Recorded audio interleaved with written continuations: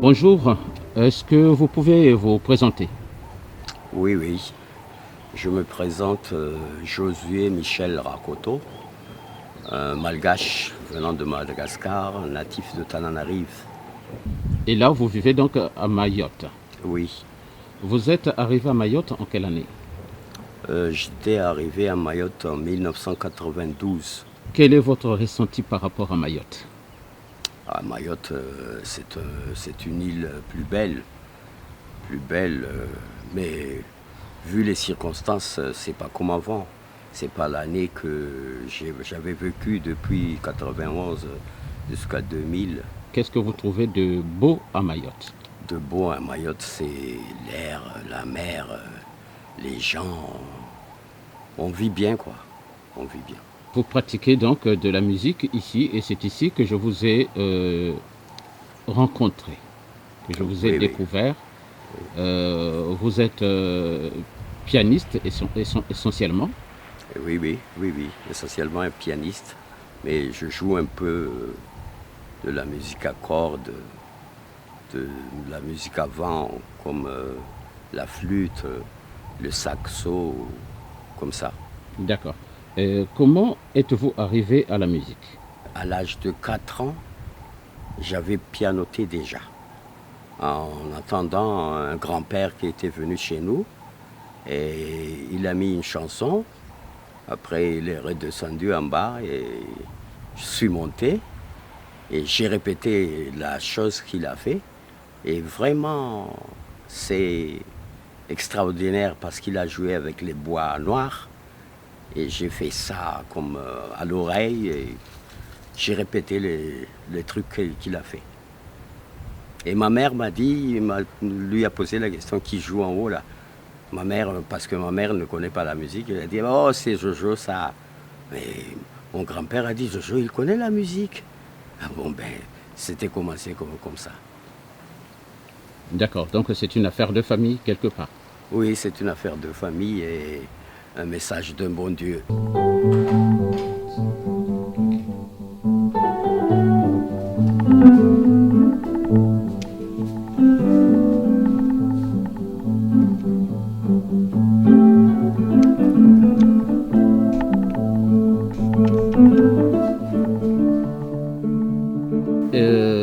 Quels sont vos styles musicaux préférés? La musique préférée à moi, ce sont les blues, les jazz et des petites musiques modernes, des, comment on dit ça, des traditionnels,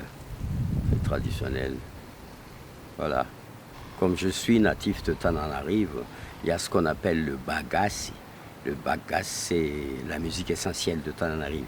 Et vous êtes à Mayotte. Ah oui. Votre parcours musical à Mayotte? Et en l'année 91, on m'a fait venir pour jouer la musique. C'était dans le groupe Alpajo, qu'on connaît bien au 5 sur 5. Mais après ça, il y avait une association, les Amoureux de Mayotte, menée par Madame Anne-Marie Fevez. Et j'étais là. On fait des trucs, animation musicale aux alentours, quoi. Voilà.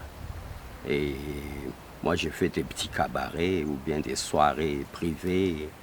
On joue à 2, à 3, comme ça. Pouvez-vous me dire si le cheminement musical à Mayotte a été facile? Comment vous... Non, pour moi, c'est facile. Parce que on s'adapte et puis tous les gens me connaissent aussi. Que moi, je prends tout de suite ce qu'ils ont fait, ce qu'ils vont aller faire, quoi.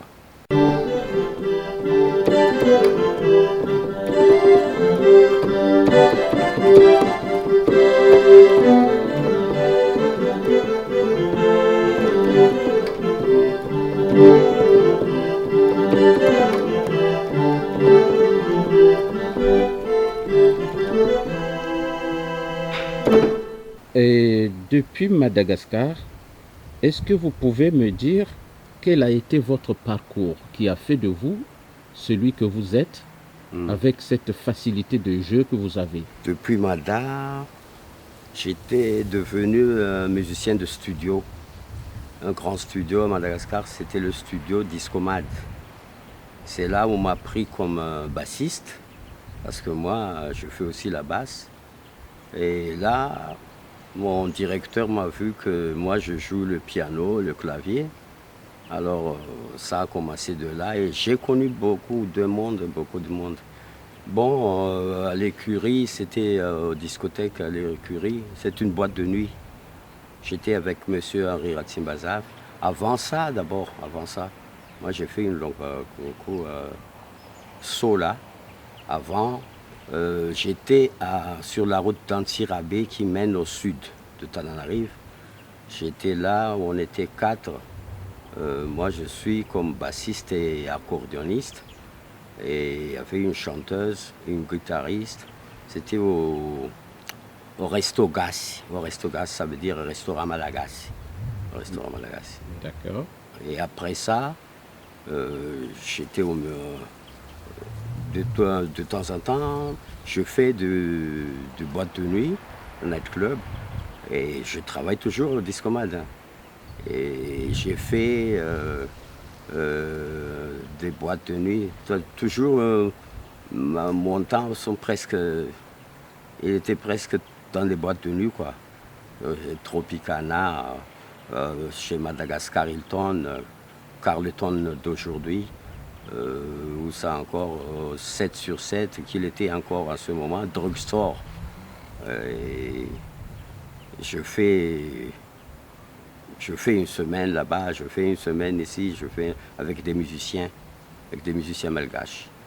Il y a aussi un ami venant de l'Amérique, un pianiste. J'étais dans le studio de Discomad. Il s'appelle Getmoff Brown. Et on a fait un petit saut au centre culturel Albert Camus. Et les gens, en ce temps-là, ils ont peur, mais moi, j'ai fait ce que je fais. Je fais ce que je sais. Et voilà. Et après ça, il y a le groupe Dedes qui était avec moi, le Saint Reindimbe qui est déjà parti, au ciel, Reindimbe. Il y a aussi dans ce groupe, Sil de groupe de Tamatave. Il y en a tout, presque tout, Tianjama, que j'ai fait là-bas à peu près 5 ans. Quels sont les grands noms, les artistes malgaches qu'on n'oubliera pas? Ah, Voilà. il y en a beaucoup, comme Nakrabe Manatsua. Ça, c'est du côté Tananarive, Nakrabe Malatsu, Freddy Ranarisson, Jean Arvoun, vraiment, lui, il pratique aussi les poèmes, les poésies, et Henri Ratsimbazaf, Voulasnour, ou les Railouvi, les Nanahari, Jojobi, Tianzama, Dedes, qui a gardé tout le nom du patrimoine de la musique. Et là, vous me citez des gens d'une certaine époque. Oui, oui. Et à cette époque-ci, est-ce qu'il y a des gens qui ont assuré un véritable relais des anciens? Véritable relais des anciens. Après ça, il y a le groupe Randratelu, c'est-à-dire les tresses à 3. Randratelu, ça veut dire les tresses à 3. Et puis aussi les groupes Johar, qui a gardé tout le stade de tous ces grands messieurs avant. Peut-on vivre de la musique à Madagascar? Franchement, je vous réponds non. Et pourtant, il y a une forte population. Si, il y a une forte population, mais vu la gravité de la vie, c'est pas fiable, quoi. Qu'est-ce qu'il fait alors qu'il y ait beaucoup d'artistes de talent? En Madagascar, vous savez, les Malgaches sont des gens de cœur. Gens de cœur qui ont le cœur simple. Et la musique les fait vivre. Largement. Il n'y a pas de souci. Mais pour faire un travail de la musique, non, c'est pas ça. Il faut voir que tu avais un boulot à faire et la musique à côté.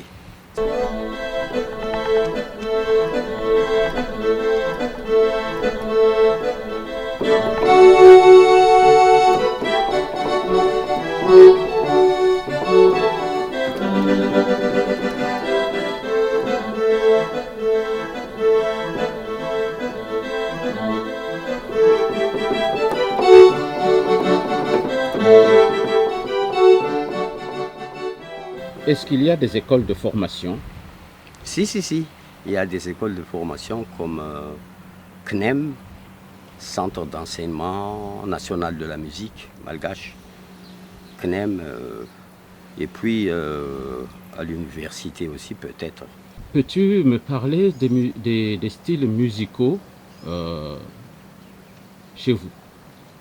Oui. Il y en a beaucoup parce que Madagascar possède 18 ethnies. Il y a le style comme la Haute-Terre, ce qu'on appelle le bagassi. Le bagassi, ça veut dire il y a des troupes de gens, des femmes, des hommes. C'était purement malagasy, des auteurs. Il y a des tambours, il y a des clairons, il y a des trompettes, il y a des saxos. Il y a le gros tambour qu'on appelle un pungabé. Il y a le tambour qu'on appelle... comment on dit ça en malgache, j'ai oublié. Mais bon, ça c'est la musique de la Haute-Terre. Mais il y a aussi d'autres que j'avais dit là tout à l'heure que dans les côtes, il y a des musiques à guitare électrique ou bien des musiques acoustiques comme le kabossi. Le kabossi s'intitule vraiment dans les provinces de Fenaratsu au sud. Ou bien à Nosibé, il y a aussi des gens qui pratiquent ça. Parce que ça, c'est du genre Betsileu et Antandroui. Antandroui, ce sont les Suds, et Betsileu, c'est avant eux, les gars de Fenaratsu. Mais là-bas, on applique l'accordéon surtout. Parce que il y a des fois qu'on appelle l'âme d'un bon Dieu, d'après eux, mais moi, je vous dis carrément que ça, pour moi, ça n'existe pas, ça. Mais comme avant, les Malgaches, ils croient bien à Dieu. Ils croient bien à Dieu, mais ils se mettent à nous quelque chose. Par exemple, sur un tronc de tamarin, ils mettent des trucs noirs, rouges, verts, blancs, qu'ils considèrent comme c'est ça la trace de bon Dieu.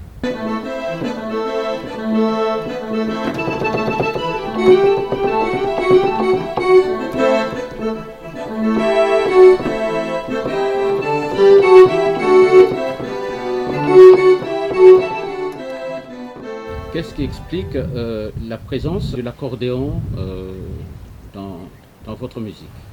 Oui, la présence de l'accordéon, ça veut dire ce sont les ancêtres d'avant qui aimeraient beaucoup ça. L'accordéon, et puis l'autre, le valia ou bien marvani, l'accordéon, le marvani, et puis le kaboussi. Et ça fait venir vite l'âme de ceux qui sont partis avant. Ça, par exemple, moi, Jojo, peut-être c'est le roi André Napoulmerne qui se met à moi. Et moi, je me traduis, je parle comme André Napoulmerne. C'est ce qu'on appelle le trumba. Le trumba. On parle essentiellement du salek. Ah oui. Comment pouvez-vous le décrire? Ce genre musical, c'est-à-dire du temps 4-2-4, que même les métropolitains, les Américains, ils ne peuvent pas décrire ça en solfège ou bien en barème de notes, en ligne. Ça s'appelle le 4-2-4 et c'est une musique très chaude. C'est une musique très chaude. Il y a ce qu'on appelle, quand il y a des gens qui chantent ça, ils racontent des histoires, mais ils ne chantent pas. Mais ils racontent des histoires par rapport aux notes que l'accordéon fait. Et ça s'attache beaucoup. Il y a des hurlements, il y a des brouhahas, des ouloulouloulou, comment. Ouais. Quel genre d'histoire? C'est-à-dire l'histoire des gens, parce que Vous voyez bien que Madagascar était colonisé depuis 1800, depuis les rois. Ça vient avec le truc d'accordéon, ce que j'ai dit tout à l'heure, qu'il y a un roi qui est mort, qui va descendre avec moi dans mon âme. Et je suis fait comme lui là, à ce temps-là. Voilà. Parce que c'est une musique assez, comment je dirais, Ah oui. assez rythmée, très rythmée, C'est rythmé. assez agressive. C'est un peu quelque chose de sauvage comme ça. Voilà, voilà. C'est rythmé, c'est agressif, mais ça fait pleurer aussi. Parce que ça raconte beaucoup de choses. Et de tous ces styles, quel est votre style préféré de tous ces styles musicaux? Non, moi je ne me vante pas puisque je suis malgache. Tous les musiques malgaches, moi j'apprécie tout. Même la musique de Haute-Terre, la musique des Betsilé aussi, de la musique des Entendrouilles au sud-sud là-bas. Au nord, ce sont les Sakalaves. Sud-ouest, ce sont les Betsimsarak ou bien les Tatimbaok. D'ailleurs, moi j'ai fait tout Madagascar. Je connais tout.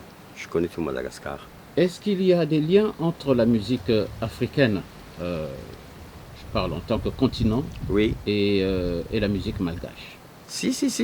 Il y a une attache, vraiment une attache, parce que avant, il y a le style à peu près vers l'année 1980, comme ça, qu'on fait du rythme kwassa-kwassa. Le kwassa-kwassa, c'est pur africain. C'est un pur africain. Oui. Alors, ça englobe, il y a aussi comme comme le tempo des rumba, parce que les Africains, ils appliquent ça aussi. Oui. Les rumba, les bossa nova, plutôt des Européens, ça. Mais dans l'Afrique, c'est ça. Le kwassa kwassa, le rumba, la rumba, voilà. Et j'ai constaté quelquefois aussi qu'il y a quelques influences de musique sud-africaine. Vous aimez bien jouer aussi Ah oui. Sud-africaine. Comment ça se fait? Ça se fait, ça c'est du côté Tuléar, ça. Au sud-ouest. Au sud-ouest, du côté Tuléar de Madagascar. On appelle ça afro-disco. Que représente la musique pour toi? Ah, la musique pour moi c'est la vie. C'est la vie. Jusqu'alors, il y a des gens qui me disent que pourquoi tu n'arrêtes pas la musique? La musique n'a pas de retraite. Ça reste au fond du cœur. Ça reste au fond du cœur. Déjà, j'avais joué ça depuis l'âge de 4 ans. Jusque-là, j'ai 63 ans maintenant. La musique est toujours dans mon cœur. Voilà. Survivrais-tu si la musique n'était plus là pour toi? Je serais mort. Je serais mort si la musique... Parce que quand tu es heureux, la musique est là. Quand tu es un peu mal au cœur, la musique est là pour te réconforter. Voilà. Alors la musique, c'est comme une âme qui te rafraîchit tout. Si tu es chaud, il te rafraîchit un peu. Si tu as froid, il te ferait chaud. Est-ce que tu as pensé à transmettre? C'est le temps qui me manque beaucoup. C'est le temps. Mais mon fils, comme si je l'ai transmis la musique. Mais lui seul, il m'entend. Et puis, c'est comme le grand-père qui était venu chez nous. C'est moi le grand-père et lui, c'est moi. Alors, il fait la musique. Il connaît le clavier et là, il fait la guitare, purement. Pour vous, la musique apporte quoi? La musique, pour nous, apporte la vie. Ça nous rajeunit. C'est-à-dire, la vie sans musique, c'est comme un dimanche sans soleil. Voilà, c'est tout. Un dimanche sans soleil, c'est pas vrai. Mais quand la musique est là, le soleil brille toujours.